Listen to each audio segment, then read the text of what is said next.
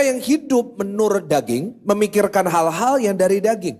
Mereka yang hidup menurut roh memikirkan hal-hal yang dari roh. 6. Karena daging adalah maut, tetapi keinginan roh adalah hidup dan sebab keinginan daging adalah perseteruan terhadap Allah. Karena ia tidak takluk kepada hukum Allah. Hal ini memang tidak mungkin baginya. 8. Mereka yang hidup dalam daging, apa saudara, tidak mungkin.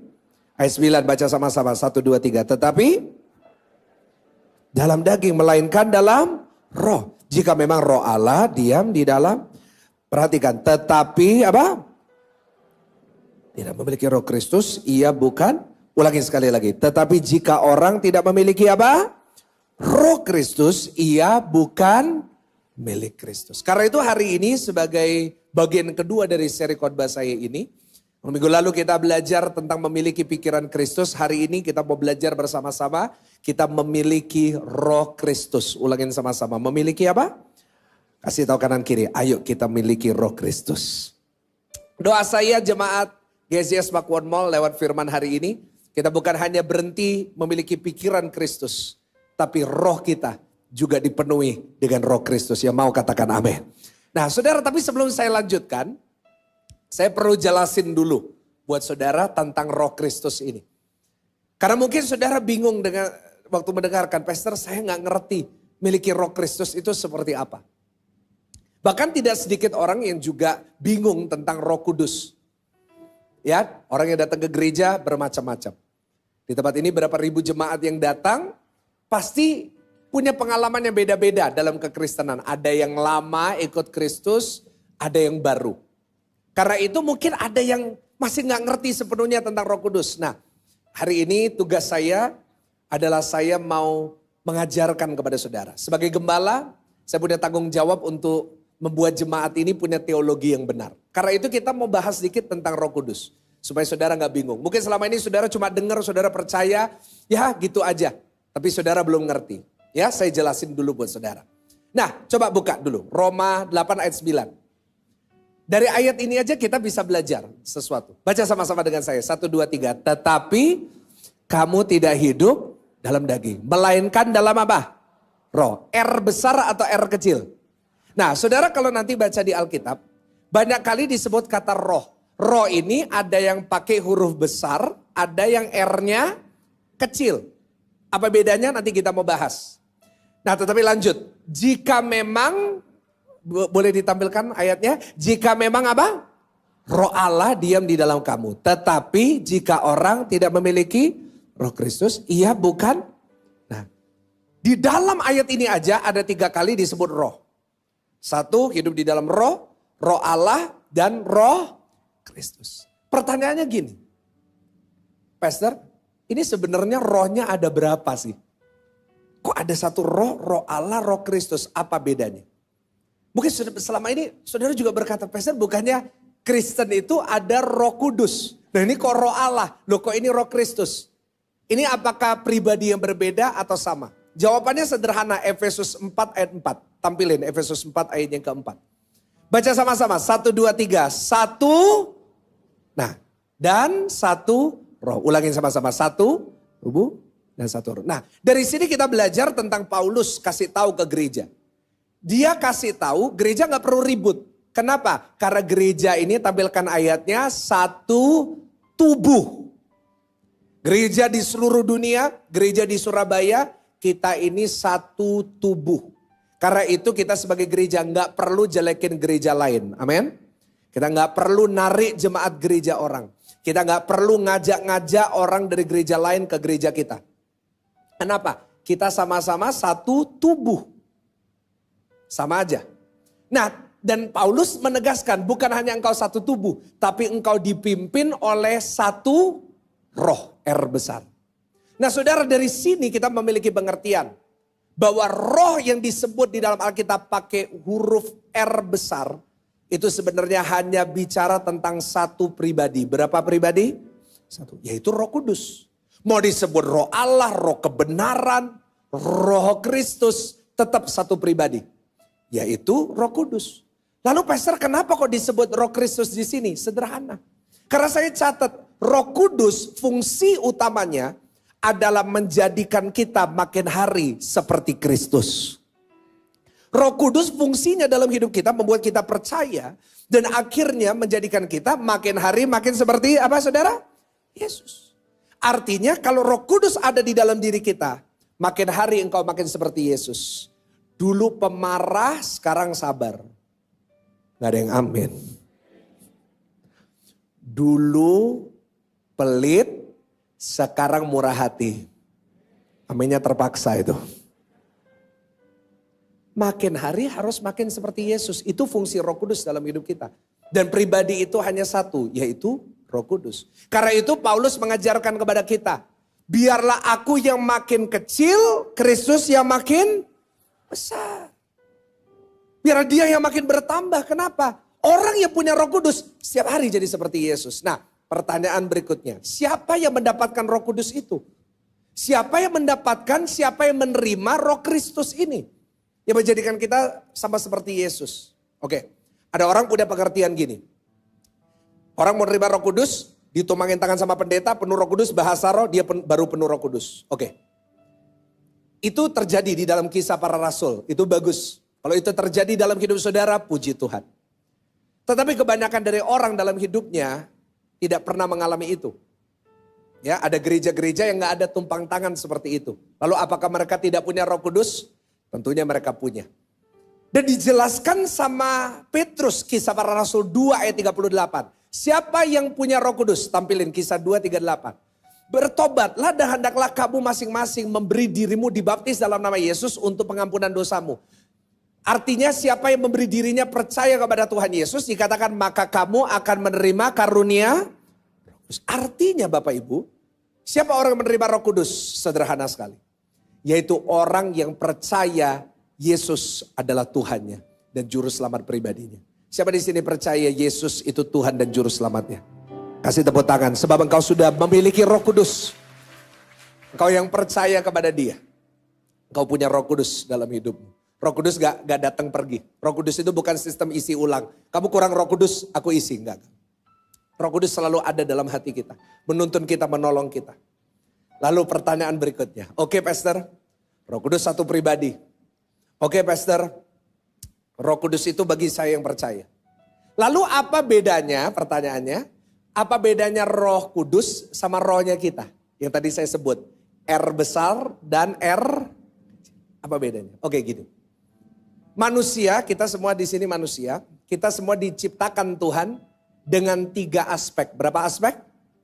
Aspek pertama kita diciptakan dengan tubuh. Ulangin dengan apa? Saudara di sini punya tubuh semua? Atau ini arwah-arwah ini? Coba cek kanan kiri, ini tubuh atau enggak saudara ya? Oke, tubuh. Roh Kristus adalah orang yang mengalami perubahan karakter dan tindakan. Sehingga dirinya menjadi seperti Yesus. Karakternya pasti berubah. Tindakannya pasti berubah, jadi lebih baik. Dan akhirnya apa yang terjadi? Dia bukan cuma diberkati, tetapi dia bisa menjadi berkat. Kasih tepuk tangan dulu yang paling luar biasa ya. Dan ayo kita harus memiliki Roh Kristus ini. Yang mau katakan amin. Saya mau tutup khotbah ini dengan menunjukkan kepada saudara bahwa ada 3 ciri perubahan yang dihasilkan Roh Kristus dalam kehidupan orang percaya. Dan sambil kita dengar firman ini, coba sambil kita introspeksi. Kalau belum ada nggak apa-apa. Mulai hari ini. Kalau sudah ada, puji Tuhan. Kita mau belajar sama-sama. Kita periksa. Roma 8 ayat 5, secara cepat. 3 ya. Roma 8 ayatnya yang ke-5. Dengan keras kita baca. 1, 2, 3. Sebab mereka yang hidup menurut daging memikirkan hal-hal yang dari daging. Mereka yang hidup menurut roh memikirkan hal-hal yang dari. Nah yang pertama. Apa ciri orang yang punya Roh Kristus? Yang pertama, dia pasti mulai memikirkan hal-hal rohani. Ulangin. Mulai memikirkan apa? Senggol kanan kiri, jangan duniawi terus. Ya, harus mulai memikirkan hal-hal yang rohani. Doa saya mulai hari ini jemaat GSJS mulai belajar memikirkan hal-hal rohani. Terima kasih buat satu orang yang bilang amin. Saya ulangin lagi. Saya rindu sebagai gembala setiap jemaat GSJS mulai hari ini memikirkan hal-hal rohani. Terima kasih buat 268 orang yang bilang amin. Nggak apa-apa, saya lanjut, udah gak ada ibadah setelah ini ya. Jadi saya mengulang berapa kali sampai jam 10, gak apa-apa ya. Saya ulangin terus, sampai saudara jawab. Saya rindu sebagai gembala di tempat ini, setiap jemaat GSJS Pakuan mau belajar memikirkan hal-hal rohani. Kasih tepuk tangan yang paling meriah, yang paling meriah. Ya harus gitu, semangatnya bagus.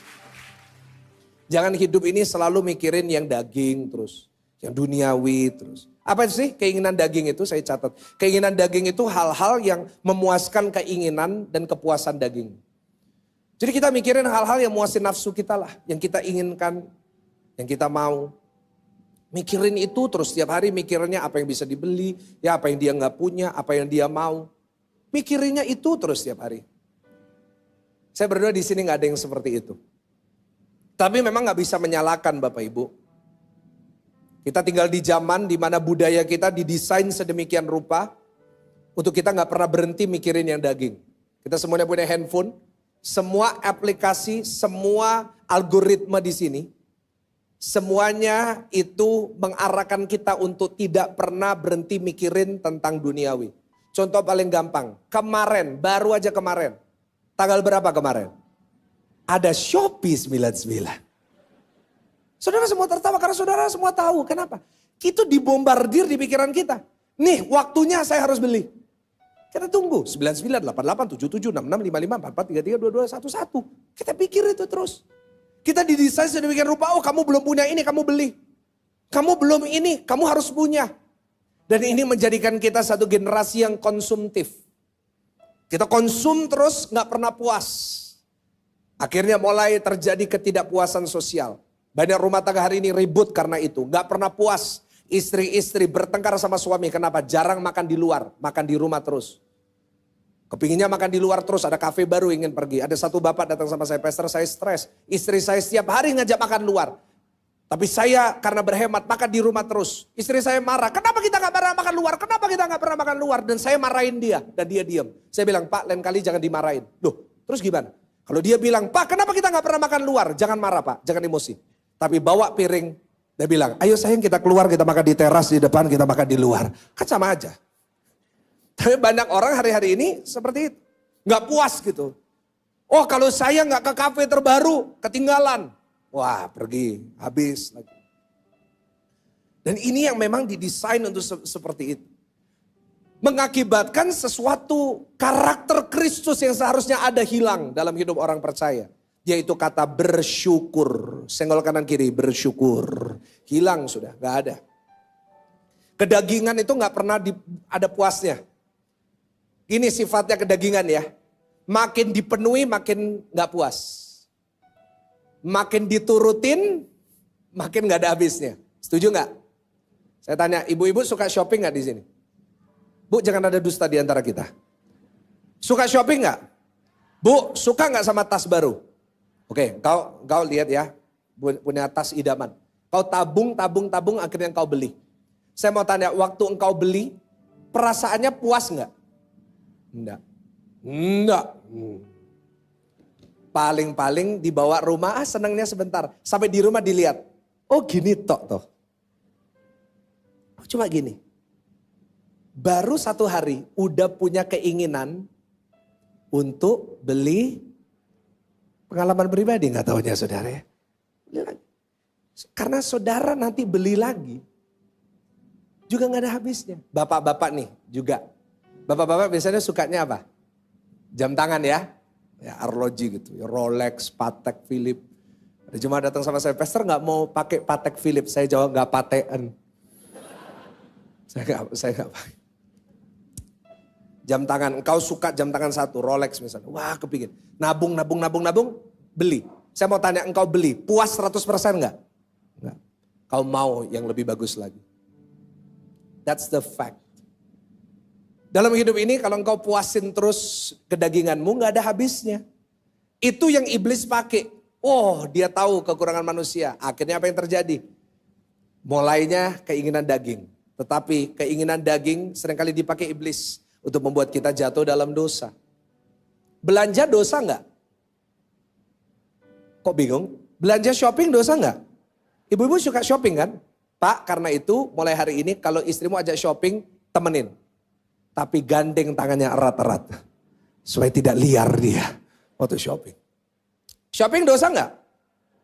Nggak dosa. Kau mau belanja, kau mau beli barang, that's your choice, that's your money. Nggak ada urusannya dengan saya. Tetapi di saat engkau sudah belanja, sampai hutang kartu kredit nggak bisa bayar, dosa nggak? Dosa. Pak, cari cuan dosa nggak Pak? Kau bisnis harus cuan. Ya, harus dapat untung, namanya bisnis. Tapi saat engkau mulai menghalalkan semua cara, tipu sana, tipu sini, dosa nggak? Awalnya selalu muasin daging. Tapi iblis membawa kita akhirnya jatuh dalam dosa. Akhirnya dibuat kita jadi pribadi manusia yang selfish, egois. Wah, manusia hari-hari ini egois banget. Nggak peduli nyakitin siapa, nggak peduli ngerugiin siapa. Yang penting dianya nggak rugi. Wah, ini udah terjadi di akhir zaman. Alkitab udah kasih tahu manusia akan mikirin dirinya sendiri. Yudas karena dia memuaskan keinginan dagingnya. Dia mau hanya dapat beberapa keping perak. Dia khianatin Yesus. Daud lihat Batsheba lagi mandi. Satu hari dia lagi jalan di soto istana, lihat Batsheba lagi mandi. Saya mau tanya, orang mandi dosa nggak? Dia jalan dosa nggak? Nggak. Tapi waktu Daud lihat dia punya keinginan. Akhirnya apa? Dia turutin keinginannya itu. Dia bersetubuh dengan Batsheba. Apa yang terjadi? Nggak cukup bersetubuh dengan Batsheba. Tetapi biasanya tuh tacik-tacik 5 orang kumpul bibirnya lincip. Mosok. Iya ta. Nah itu biasanya. Orang kalau lagi ngomongin orang, gosipin orang. Biasanya mulainya kayak gini. Udah denger belum? Masa belum denger? Kalau kayak gitu 3 jam kerasa nggak? Pasti aduh nggak kerasa sore ya. Gitu. Coba di gereja.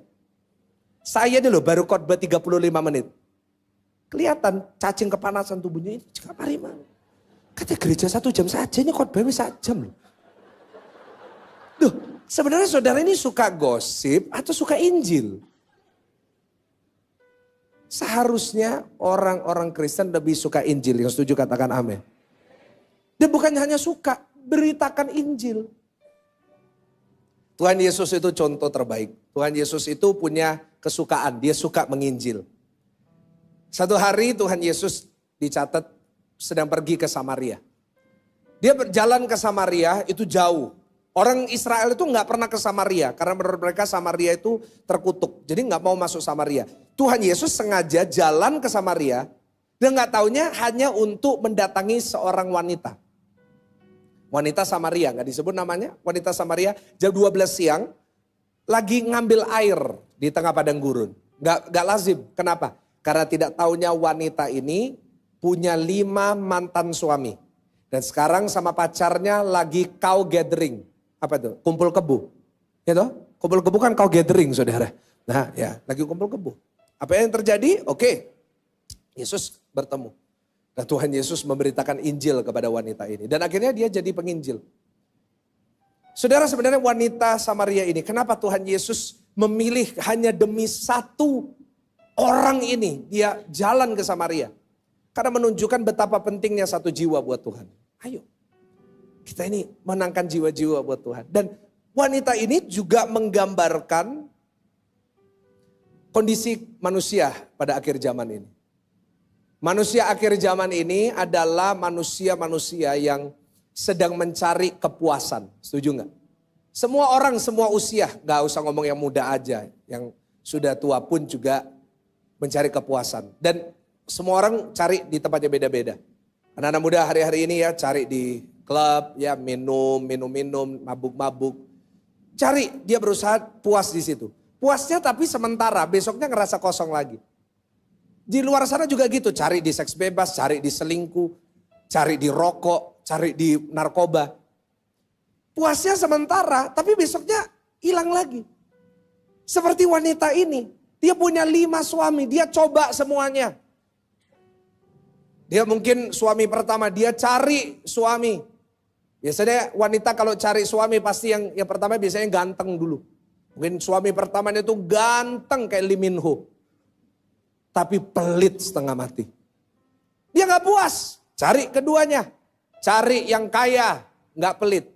Nemu, kaya, tapi mukanya ojo elek lah, ojo ya, lumayan. Tapi lama-lama 2 tahun menikah, wanita ini lihat, sesuai belenda ya, lihat no, wajah. Cari lagi yang kaya, yang ganteng. Tapi nggak taunya mamanya cerewet. Aduh, punya mertua cerewet. Apa yang terjadi? Cari lagi keempat. Cari kelima. Dan yang keenam. Untungnya ketemu sama Yesus. Sebelum dia membuat kesalahan yang sama lagi. Untungnya ada Injil yang diberitakan kepada wanita ini.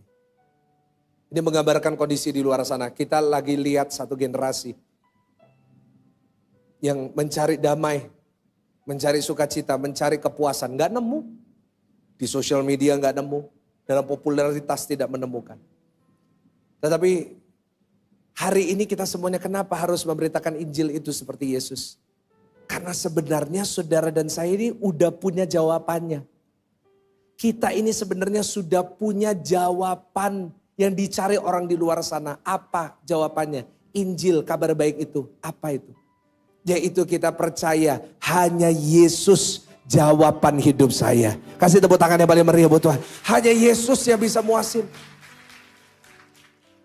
Saya gak tahu dengan saudara, tetapi saat saya punya Yesus saya udah ngerasa terpuaskan dengan semuanya. Karena itu saat kita bertemu dengan Yesus, saat kita dengar Injil itu pertama kali, saat kita bertemu dengan Kristus, kita menemukan jawaban yang kita cari-cari. Kita mendapatkan kasih yang sejati, kita mendapatkan pengampunan. Dosa-dosa kita sudah dihapus oleh Kristus. Bukannya itu enak? Enak loh jadi orang Kristen. Doa kapanpun bisa, dimanapun bisa. Ya, kita percaya, kita minta ampun, Tuhan ampuni saudara dan saya. Enak. Seharusnya kita beritakan ke semakin banyak orang yang setuju katakan amin. Kita kalau dapat lihat makanan enak, kita nih masuk restoran makanannya enak, pasti kita ceritain sama orang, bener enggak? Kita makan, capcay enak ya. Nah mulai kelamut-kelamut toh, pasti kita cerita sama keluarga kita, makan di sini, enak. Ayo sama Tuhan juga gitu. Tuhan udah terlalu baik buat kita. Tuhan udah nyelamatin kita. Ayo kita bawa orang sebanyak-banyaknya untuk mencari dan bertemu dengan Tuhan Yesus. Yang mau kasih tepuk tangan yang paling meriah, tepuk tangan yang paling dahsyat. Pemain musik, bantu saya naik. Ayat terakhir, Roma 8 ayat 15 sampai 17. Roma 8 ayatnya ke-15 sampai 17. Wow. Kita baca bergantian, Bapak Ibu Saudara. Saya baca dulu 15. Demikian firman Tuhan. Roma pasalnya ke-8, ayatnya yang ke-15. Demikian firman Tuhan. Sebab kamu tidak menerima roh perbudakan, R besar atau R kecil? Nah, ini bukan dari Tuhan, karena R kecil ini rohnya iblis. Roh perbudakan, dia membuat kamu menjadi takut lagi. Tetapi kamu telah menerima R besar, roh dari Tuhan yang menjadikan kamu anak Allah. Oleh roh itu kita berseru ya Aba, ya Bapa. 16 saudara. Roh itu, roh kita, bahwa kita adalah, nah lihat, roh besar sama roh kecil. Roh Allah, roh kudus bekerja sama dengan roh yang di dalam kita. Untuk bersaksi bahwa kita ini anak Allah. 17 sama-sama, 1, 2, 3. Dan jika kita adalah anak, apa? Maka kita juga adalah ahli waris. Maksudnya orang-orang yang berhak menerima apa? Gajinya. Yang akan menerimanya bersama-sama dengan Kristus, yaitu jika kita dia supaya kita juga dipermuliakan bersama-sama dengan. Yang pertama, orang yang penuh Roh Kristus pasti memikirkan hal-hal rohani. Yang kedua, pasti memberitakan Injil kemanapun dia pergi. Yang ketiga, orang yang penuh dengan Roh Kristus pasti menyadari identitasnya sebagai anak. Coba kasih tahu kanan kiri, kamu ini anaknya Tuhan, bukan ponaan. Orang yang penuh dengan Roh Kudus, dia sadar, saya ini anak. Karena itu Roma 8 ayat 1 berkata apa? Roma 8 ayat 1 tampil. Baca sama-sama. Demikianlah sekarang tidak ada apa? Bagi mereka yang ada di dalam. Kenapa enggak penghukuman? Karena kita bukan budak lagi. Kita ini anak. Anak itu boleh salah berkali-kali, sekali anak tetap anak. Kalau karyawan 3 kali salah cut. PHK, ganti yang lain. Anak tidak tergantikan. Saya mau beritahu kepada saudara hari ini, datanglah ke gereja bukan karena takut kualat. Datang ke gereja bukan karena takut mati. Datang ke gereja bukan karena takut masuk neraka. Datang ke gereja karena saudara tahu hari ini saudara bertemu dengan Bapa di surga yang mengasihi saudara dan saya. Ya, itu yang benar. Orang yang penuh Roh Kudus pasti tahu dia punya Bapa di surga yang cinta sama dia. Tuhan sayang banget sama dia. Luar biasa kasih Tuhan. Karena itu orang yang punya Roh Kudus pasti gak hidup dalam ketakutan. Kenapa? Karena dia punya Bapa yang baik, yang sayang sama dia. Gak usahlah hidup dalam ketakutan, terlalu berlebihan ketakutannya. Semua ditakutin. Ada seorang ibu bilang gini, Pastor saya ini punya 3 anak perempuan, saya ini takut Pastor. Takut banget. Takut apa? Takut 3 anak saya ini dapat jodoh yang gak bisa kerja. Karena itu saya belikan 3 rumah, siap-siap. Tapi puji Tuhan Pastor, bener 3-3-nya dapat yang pengangguran. Loh, kok puji Tuhan? Karena itu ketakutan saya membuahkan hasil. No, itu konsep yang salah. Boleh beli rumah tapi jangan karena takut. Kenapa? Karena orang Kristen percaya di saat yang sulit sekalipun, di saat saudara pekerjaan lagi susah sekalipun, Tuhan tetap punya cara untuk memelihara hidup saudara dan saya. Beres. Banyak yang lagi takut ya hari-hari ini. Banyak yang WA saya, Pastor keadaan lagi sulit nih, kerjaan lagi sepi. Ada yang bilang, Pastor bukan cuma satu sektor sepi, semua sektor lagi menurun. Ada yang bilang sama saya, ini yang ngerti ekonomi. Pastor ingat 2022, muncul perkataan ini ada resesi 2023. Mulainya itu September ini. Oh gitu. Dan banyak orang lagi takut hari ini tentang masa depan atau masa-masa yang gak menentu. Tapi saya mau beritahu, di saat yang tidak menentu sekalipun, saya udah kasih tahu di awal tahun. Di tengah kekeringan pun Tuhan tetap berjanji, engkau tetap subur di tengah kekeringan. Kenapa? Kita punya Bapa di surga yang memelihara hidup kita. Apa sih yang kita takuti? Kalau firman Tuhan berkata kalau seorang Bapa yang jahat saja tahu memberikan yang baik buat anaknya, apalagi Bapa di surga. Boleh nggak bangkit berdiri sambil tepuk tangan buat Bapa di surga yang menyediakan? Ya. Kita tepuk tangan karena kita punya Bapa yang baik. Bukan berarti nggak ada masalah ya. Masalah tetap ada. Newsflash, pendeta juga punya masalah. Saya nih juga punya masalah. Makanya kalau ada ibu-ibu datang sama saya nangis, Pastor, saya punya masalah. Saya mau jawab, saya juga. Sudah pikir pendeta ini gak ada masalah. Sudah pikir gereja ini gak ada masalah. Sudah pikir gereja makin besar masalahnya gak bertambah. Ingat, sesuatu yang makin besar masalahnya makin besar. Sudah pikir semua ini gratis di gereja ini? No. Semua yang saudara lihat termasuk eskalator di depan, semua gereja yang bayar. Saudara kalau mau bilang masalah sama saya, kalau saudara tahu tanggungan dan masalah yang saya hadapi, berat. Saya gak pernah cerita, untungnya saudara punya gembala yang gak suka cerita sama jemaat. Bayangin saya pendeta yang setiap minggu, saudara kita lagi butuh ini, butuh itu. Saudara pasti juga ikut stres. Saya orangnya gak tipe kayak gitu. Tapi kalau hari ini nanti setelah ini pulang saya ngobrol sama saudara tentang yang saya hadapi, masalah saya, tanggungan saya, tanggung jawab saya. Saudara pasti ikut pusing sendiri. Gitu pasti. Saya kalau cerita sama beberapa orang ya yang dekat, gitu iya. Ya. Tapi kalau saudara bertanya sama orang-orang yang sering bertemu dengan saya, mereka akan semua berkata, saya ini orangnya gak pernah ketakutan, saya gak pernah stres. Saya ini orangnya sangat-sangat gak pernah stres. Ada orang yang lihat saya tuh kok bisa ya Pastor? Lu bukan berarti masalah gak ada loh. Tetapi saya tuh